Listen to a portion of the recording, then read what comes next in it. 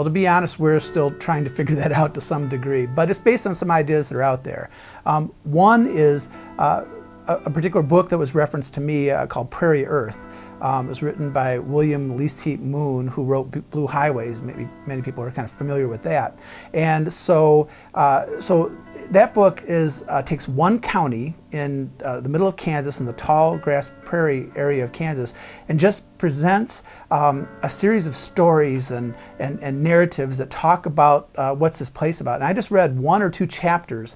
It divided this county up into quadrangles and like 12 or so different quadrangle maps, USGS topographic maps, and then just started to tell stories out of them. Nothing but stories. There was just a couple schematic maps at the beginning of the chapters, and it did such a rich job of describing that landscape. I could imagine it in my head, and so part of me is interested in, okay, if just words and narrative can do that, would it be possible to kind of take some of the maps that we have and allow people to dive into the map and engage in narrative and better understand places?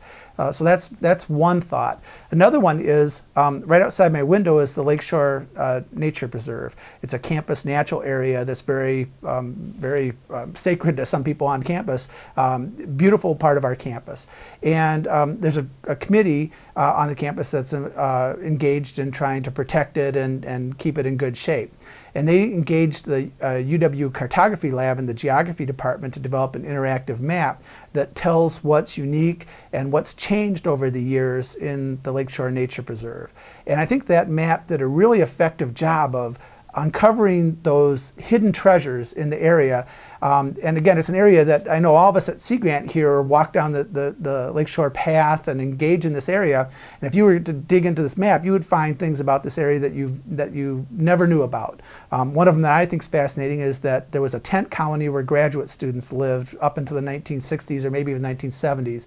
And this thought that was, to me, was really cool that these people were out there maybe doing some research out in the area, living over the summer in tents, and it just helped me realize how this area is special. And there's a lot of those little stories that come out of this.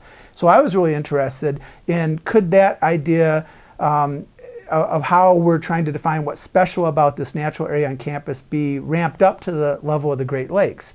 We're stewards of 20% of the world's fresh surface water. And I think what's going to allow us to better preserve and be good stewards of this area is to be able to tell stories about why the Great Lakes are worth preserving and are special and sacred to people who live along the coast and use it all the time.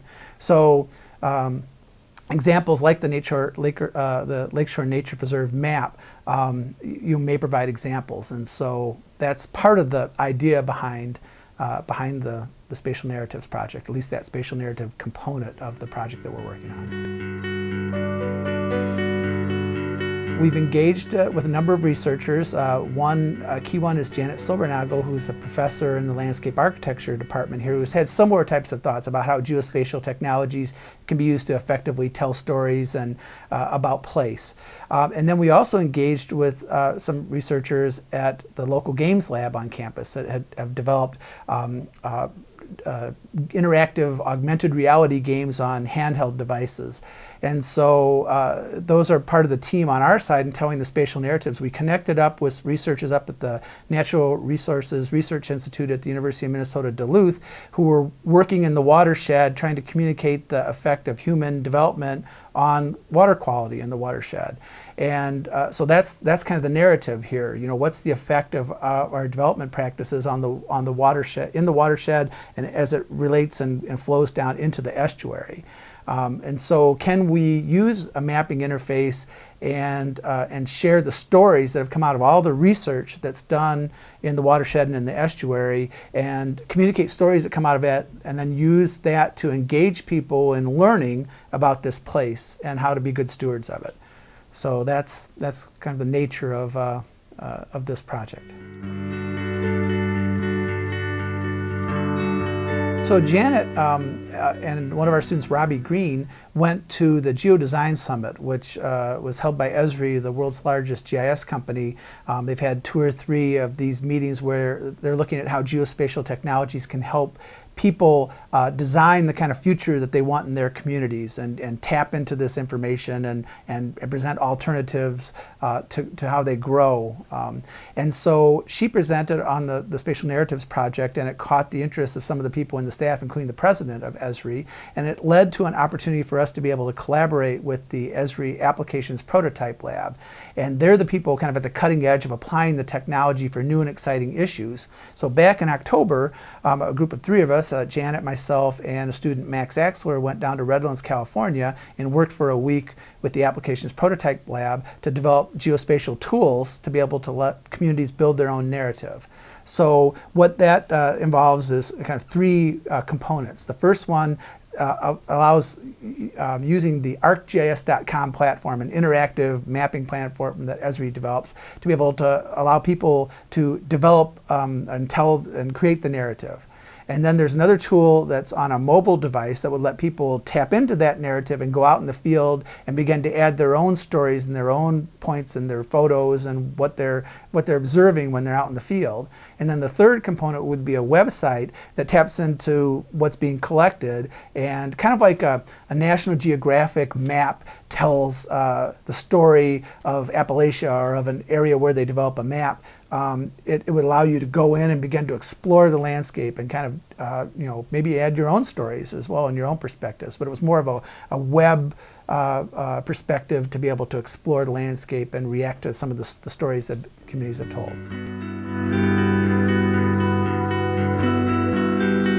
Well, with the St. Louis River estuary, there were a series of interviews collected across 5 different areas. We identified as some of the key issues centered around the estuary. So one of them is fishing. What kind of issues are happening around fishing? Shipping's another one. Recreation, mining, and restoration of wild rice. So those are the 4 topics that we kind of, through some interaction discussion with people in the area, identified as the key issues.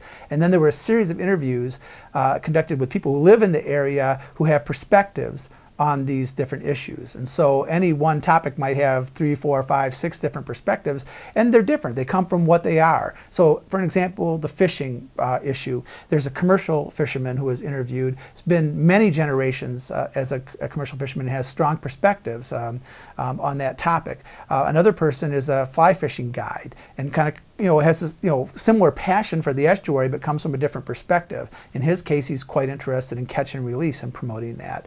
And then a third perspective is a manager in a state agency who's been involved in the restoration efforts and provides a different perspective. They may not exactly overlap, but if we can present these different perspectives and get people to understand where people are coming from, we kind of hope that that might start to build some empathy for people's different perspectives, which might be a prerequisite for coming together and being good stewards of this collective resource. Well, this is a nice idea, but you got to test this out, and we hope in our second project to be able to work that component in, this tool to be able to allow communities to be able to build their narrative. At the same time, we really want to test out again, is this effective? Is this working? Is this creating the kind of opportunities that we think might be possible? One key aspect of the Spatial Narrative Project are the place-based games that are being developed, led by Mark Wagler and Jim Matthews, and Max Axler's been involved in that as well too. And they've created a game using a platform called ARIS. ARIS stands for Augmented Reality Interactive Storytelling, and it's led by the Division of Information Technology. David Gagnon there has kind of been the key person to develop that technology, and allows people to develop their own games that can be played on iPhone type devices. So, the game that they developed is called Upriver, and it gives you a quest. The quest is you're supposed to go out and create a meal from ingredients that are in the estuary, that you find in the estuary. And a chef, sets you on your task. You start out in Canal Park, kind of the main tourist area in Duluth, and you get your marching orders, so to say, and you walk around and you get a little bit of information about the estuary. You make some starts at trying to buy some wild rice, but you find out that it's not from the estuary. You go out and you try to get some fish, but the vendor, has fish from outside the estuary as well. So you get a start. The second is you move over to an area that's more more in the industrial part of the harbor, Rice's Point, and there you engage and learn more about the estuary, and you go out and you catch your fish, you know, virtually catch your fish. And then the third area is further upstream. It's a restored site called Grassy Point. It used to be a contaminated site, and now it's an area that has some recreational paths, and it's a great birding area. You learn about the restoration, what the site used to be. You try to find wild rice, but you find that there's not a lot of wild rice left in the estuary. People are trying to restore it, but you do some time travel and you go back and you find out what it used to be like in the estuary. So you're learning a lot as you do this in place, but so it becomes a pretty effective way to engage people in the estuary and learn about the topics that are coming out of the scientific studies, bubbling up into the stories that we're told, and then now are engaging you in the place, and you're learning about more as you can see the landscape. And you're fed information. The augmented part is you're fed information from historic perspectives, from other people's perspectives, and you learn more about the issues that way. So we're hoping that that can be a very effective way to get people to care about the issues that are happening in the estuary.